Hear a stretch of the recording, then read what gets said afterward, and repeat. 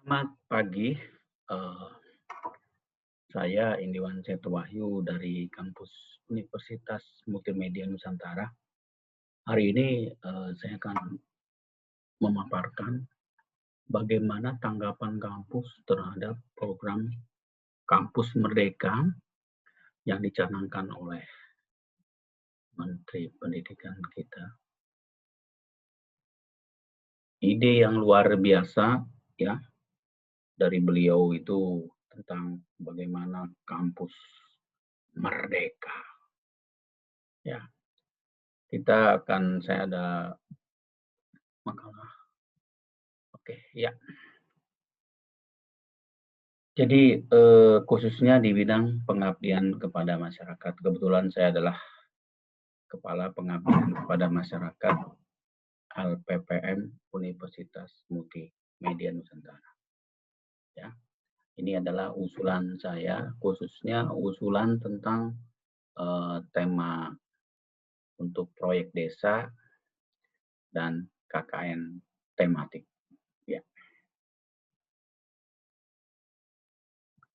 oke. Jadi Kampus Merdeka itu sebenarnya kebijakan kampus ala Menteri Nadiem Makarim. Ya, jadi ini sangat luar biasa uh, idenya. Ya, jadi peluncuran program ini disampaikan beliau pada saat rapat koordinasi kebijakan pendidikan tinggi pada Jumat 24 Januari 2020. Ya, menurut dia ini adalah tahap awal untuk melepaskan belenggu agar lebih mudah bergerak. Dia bilang kita masih belum menyentuh aspek kualitas. Akan ada beberapa matrik yang akan digunakan untuk membantu perguruan tinggi mencapai targetnya. Nah, jadi apa sih yang disebut kampus merdeka? Kampus merdeka adalah merdeka dalam belajar.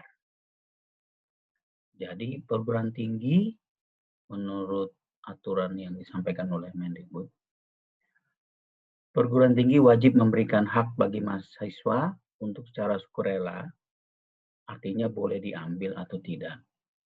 Dia dapat mengambil SKS di luar perguruan tinggi sebanyak 2 semester, setara dengan 40 SKS. Ditambah lagi dapat mengambil SKS di prodi yang berbeda di PT yang sama sebanyak 1 semester, setara dengan 20 SKS. Dengan kata lain, SKS yang wajib diambil di prodi asal adalah sebanyak 5 semester dari total semester yang harus dijalankan. Tapi ini tidak berlaku untuk prodi kesehatan ya. Terus SKS. Setiap SKS diartikan sebagai jam kegiatan, bukan jam belajar. Di sini kegiatan, belajar di kelas, praktek kerja, pertukaran pelajar, proyek di desa, wirausaha, riset, studi independen, dan kegiatan mengajar di daerah terpencil. Semua jenis kegiatan terpilih harus dibimbing oleh seorang dosen. Dosen sendiri ditentukan oleh perguruan tinggi masing-masing. Ya. Nah, lalu dosen sebagai apa? Dosen adalah sebagai penggerak. Dosen memfasilitasi pembelajaran mahasiswanya secara independen, menggunakan bentuk-bentuk non-kuliah, magang, KKN, menghadirkan praktisi. Ya, jadi banyak hal yang bisa dilakukan. Nah, ini yang disampaikan oleh kementerian. Jadi ada berbagai kegiatan yang dilakukan di luar kampus asal atau kampus tempat. Misalnya magang, kegiatan magang di sebuah perusahaan, yayasan nirlaba, organisasi multilateral, institusi pemerintah maupun perusahaan rintisan atau startup. Ini catatannya wajib dibimbing oleh seorang dosen. Sedangkan proyek di desa, proyek sosial untuk membantu masyarakat di pedesaan atau daerah terpencil dalam membangun ekonomi rakyat, infrastruktur, dan lainnya. Ini dapat dilakukan bersama dengan aparatur desa, kepala desa, BUMDes, koperasi, atau organisasi desa lainnya. Juga bisa mengajar di sekolah yang akan difasilitasi oleh Kemendikbud, pertukaran pelajar, terus penelitian atau riset, kegiatan wirausaha, studi dan proyek independen, dan proyek kemanusiaan. Ya, catatannya semua wajib dibimbing oleh seorang dosen atau pengajar. Kegiatan yang berada di luar perguruan tinggi asal, misalnya magang atau proyek di desa, dapat diambil sebanyak 2 semester atau setara dengan 40 SKS maksimalnya. Nah, lalu bagaimana dengan kampus, terutama kampus saya, kampus Universitas Multimedia Nusantara. Jadi sebenarnya kita sudah punya sedikitnya 4 desa binaan, ya, dan beberapa yang sedang kita bina, yaitu Desa Lengkang Kulon, Keranggan, Serdang Wetan, serta Desa Muncul. Kita juga punya kerjasama pengabdian pada masyarakat dengan Pemda Tangerang Selatan, Pemda Kabupaten Tangerang, dan Kecamatan Kelapa II Kabupaten Tangerang. Kita punya MOU dengan TNI, khususnya Kodim 3 Raksa dan Kota Tangerang, dengan Korem 052 Irakrama, dan Kepolisian Tangerang Selatan dan Kota Tangerang. Kita juga punya kerjasama dengan baik dengan PGRI Kabupaten Tangerang, beberapa organisasi yang ada di sekitar kampus kita. Nah, ini sebenarnya bagian dari rencana kerja pengabdian kepada masyarakat. Ya, kita sekarang sudah sampai klaster memuaskan. Kita berharap tahun 2023 atau 2025 klaster PKM itu sudah unggul.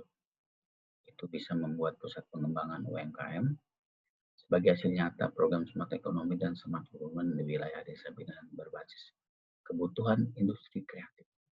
Ya. Ini yang pertama, sampai 2021 kita basisnya adalah meningkatkan desa binaan kita. Setelah itu sampai kepada aplikasi Smart Living, Smart Cop, and Smart Environment di wilayah desa binaan pengabdian pada masyarakat. Ya, ini strateginya. Dosen, mahasiswa, fasilitas kampus, industri, dana PKM kerjasama. Pengabdiannya top down atau bottom up diarahkan ke desa wilayah binaan kita. Target pelajar unggul Smart Village, ya, ada konferensi PKM, PSR, produk teknologi tepat guna, dan ada impact untuk sosial ekonomi pada masyarakat. Dan pengabdian teknologi tepat guna, Smart Village, KKN terpadu, dan proyek desa binaan. Nah, apa sih syaratnya ya yang bisa menjadi proyek desa atau melakukan KKN tematik? Pertama, mahasiswa sendiri telah menyelesaikan semester 6. Bisa dilakukan secara berkelompok kalau di desa ya. Anggota berjumlah kurang lebih 10 orang per kelompok atau sesuai kebutuhan desa dan bersifat multidisiplin asal prodi, fakultas, klaster yang berbeda. Nah, peserta wajib tinggal di desa atau wajib live in di desa yang telah ditentukan, sehat jasmani dan rohani, serta tidak sedang hamil bagi wanita. IPK minimal 2 sampai semester 5. Dan ketentuan lain dapat diatur oleh perguruan tinggi pelaksana. Nah, ini ya. Contohnya proyek di desa. Mahasiswa wajib tinggal pada lokasi yang telah ditentukan di desa binaan. Kemudian, jika dalam proses pelaksanaan kompetensi mahasiswa tidak memenuhi ekuivalen 20 SKS, maka mahasiswa dapat mengambil mata kuliah daring atau lainnya sesuai ketentuan perguruan tinggi. Ini kalau misalnya tidak mencapai 20 SKS. Proses dan hasil kegiatan ditulis dan dilaporkan kepada perguruan tinggi. Hasil kegiatan dapat diekuivalensikan sebagai skripsi atau tugas akhir sesuai ketentuan perguruan tinggi. Ini sebenarnya tantangan ya buat kita. Ini komponen proyek di desa. Jadi dari 20 SKS itu kalau dibagi-bagi ya seperti ini. Jadi ada kompetensinya merumuskan permasalahan di desa. Di desa itu punya masalah apa? Target outputnya adalah proposal proyek di desa. Terus menyelesaikan masalah di desa. Membuat proyek di desa sesuai kebutuhan desa melalui KDH Ilma dan metode keilmuan masing-masing. Mengenalkan dan menerapkan iptek teknologi tepat guna di desa. Menulis artikel ilmiah hasil proyek di desa, kemampuan bersosialisasi, berkomunikasi efektif, dan kemampuan bekerja sama. Nah, target outputnya adalah selain proposal dan laporan akhir, juga ada seminar berkala ya, yang akan dilakukan. Kemudian ada proyek. Proyek bisa berupa rancang bangun, market, video kegiatan, modul, dan sebagainya.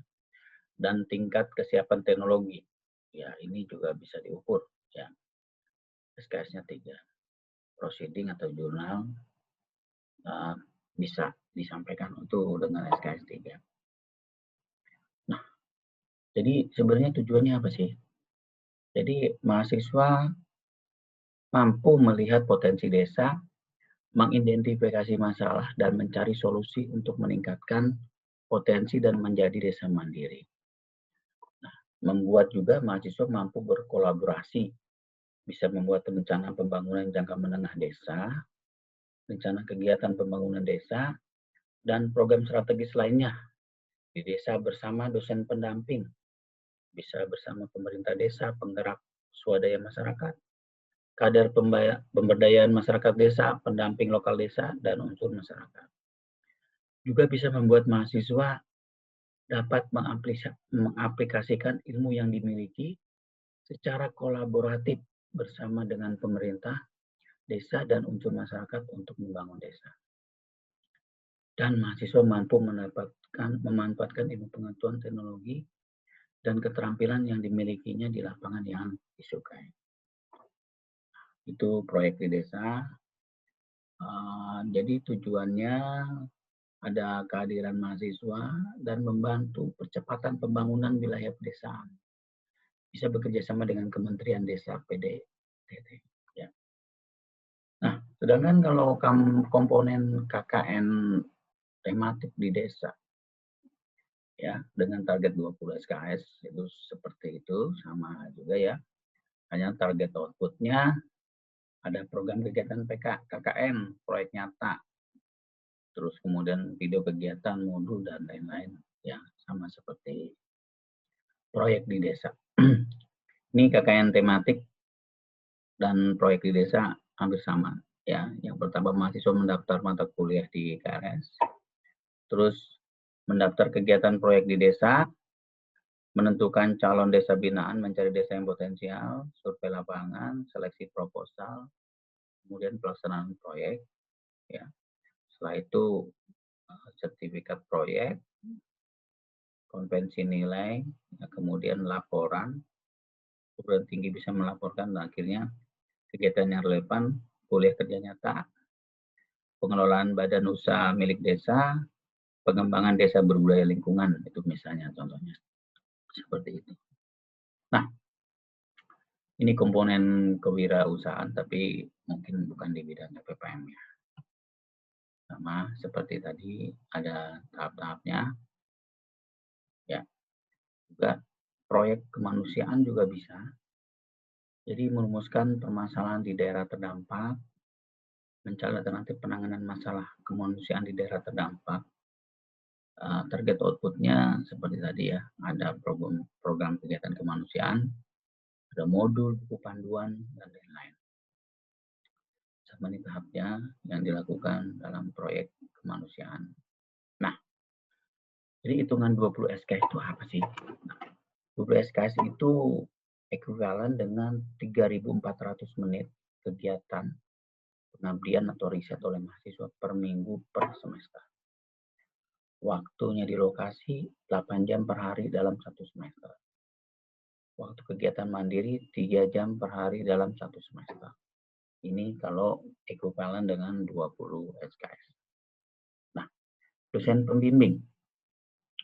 Dosen pembimbing adalah dari perguruan tinggi yang bertanggung jawab terhadap kegiatan mahasiswa dari awal sampai dengan akhir. Pembimbing didampingi oleh pembimbing pendamping dari pemerintah desa di lokasi setempat. Melibatkan unsur-unsur mitra, misalnya penggerak swadaya masyarakat, maupun unsur lain sesuai lingkup kegiatan. Ya. Kemudian ini ya, lokasi. Nah, lokasi tentunya berdasarkan rekomendasi dari Direktorat Jenderal Pendidikan Tinggi. Diharapkan lokasinya di desa sangat tertinggal dan berkembang. Tapi radius desa lokasi KKN terpadu ya, atau proyek desa dengan perguruan tinggi dirancang 200 km. Jadi jangan jauh-jauh. Dan bisa juga dilakukan di desa-desa binaan perguruan tinggi pelaksana atau desa lain yang diusulkan oleh mitra, oleh Pemda, industri, dan lainnya. Nah, kita dari UMN karena kita lokasinya di Kelapa II, kita dekat dengan desa Curug Sangreng, ya, kita juga punya kerjasama dengan Kecamatan Kelapa II. Jadi di sini yang masih menjadi desa adalah desa Curug Sangreng, ya. Yang lain sudah kelurahan, ya. Kemudian kita akan yang sedang kita ini adalah desa Cibogo, desa Sampora, desa Sedang Wetan sudah, desa Curug Sangreng, desa Cicalengka, desa Pegedangan, desa Tapos, desa Malang Tengah, desa Lengkong Kulon, dan Keranggan. Dari rencana ini yang baru terwujud adalah untuk desa Sedang Wetan, kemudian desa Curug Sangreng, desa Lengkong Kulon, dan desa Keranggan. Ya. Nah, kita juga punya rencana MOU baru di tahun 2020 dengan Korem sudah terlaksana, dengan beberapa sekolah sudah terlaksana. Ya. Nah, ini contoh desa binaan kita di daerah desa Serdang Wetan yang terkenal dengan banyaknya usaha perikanan. Ya. Kemudian desa Cibogo di Kabupaten Tangerang, kemudian desa Cicalengka Tangerang. Juga kita akan menjajaki MOU baru dengan Kota Tangerang, Banten. Dan ini desa binaan kita di Desa Muncul, Tiga Raksa, Tangerang. Nah, mitranya kita bisa menggunakan mitra dari pemerintah seperti Kemendes, Desa Binaan PT, Bumdes Binaan PT, Kemkes, PUPR, Kementan, dan lain-lainnya. Bisa pemerintah desa, pemerintah daerah, BUMN dan industri, social investment, startup, kita punya Skystar UMN, kelompok masyarakat, perantau, dan diaspora. Jadi proyek di desa itu 6 bulan setara dengan 20 SKS. Proyek KKN tematik 6-12 bulan setara dengan 20 SKS. Proyek kemanusiaan 6 bulan dengan 2 ini ya. Terima kasih. Ini dari bahan yang saya ini. Tapi lalu gimana teknisnya? Gimana penilaiannya? Kalau misalnya kita menerapkan ini, lalu kira-kira bagaimana? Nah, lalu gimana cara penilaiannya? Yang pertama, kita lihat proposal di desa ya. Kita akan membuat berita acara, misalnya seminar usulan proposal program pengabdian kepada masyarakat proyek di desa. Dengan nomor dokumen, tanggal efektif distribusi. Nah, dijelaskan misalnya, pada hari ini tanggal berapa, pukul berapa, telah dilaksanakan seminar proposal proyek desa mahasiswa kelompok mahasiswa dengan NIM, nama lengkap, judul proyek, terus kemudian dosen pembimbing utama, penelaah proyek di desa siapa, ya.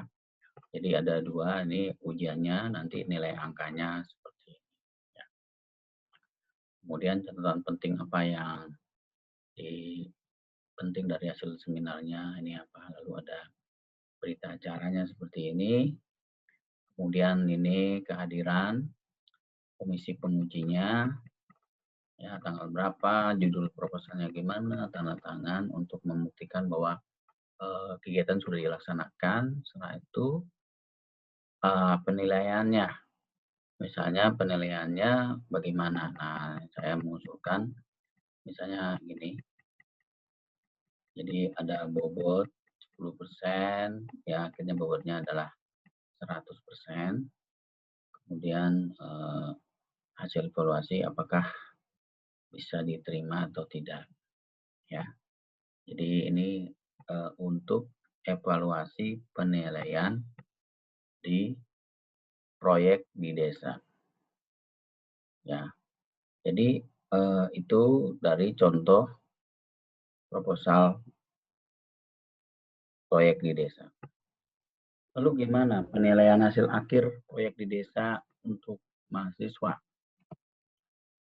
Ya, penilaian mahasiswanya seperti ini, misalnya saya sarankan kelayakan proyeknya bagaimana, apakah menjawab kebutuhan masyarakat, kesesuaian program, metodologi pelaksanaan program, output semua adalah dari bobot ini akhirnya 100%, lalu penilaian akhirnya adalah seperti ini. Nah, ini baru usulan dari saya. Yang memberi penilaian ada 2, ada terserah ya mau ujiannya ada berapa penguji. Ya, ini hasil akhir dari penilaian hasil akhir untuk proyek di desa.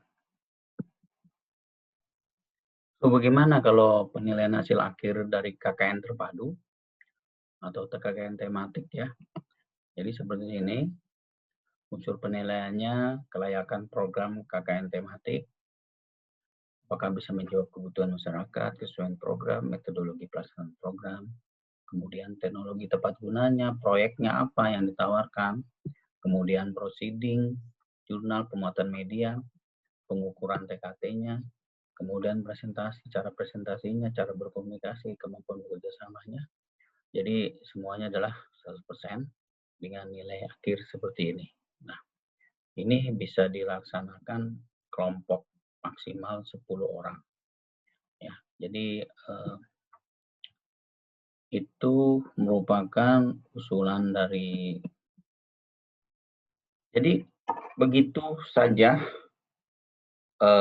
tanggapan dari kampus Universitas Multimedia Nusantara terhadap ide hebat dari Kementerian Pendidikan kita, bahwa program Kampus Merdeka itu adalah program yang sangat menantang dan kami UMN siap melaksanakannya.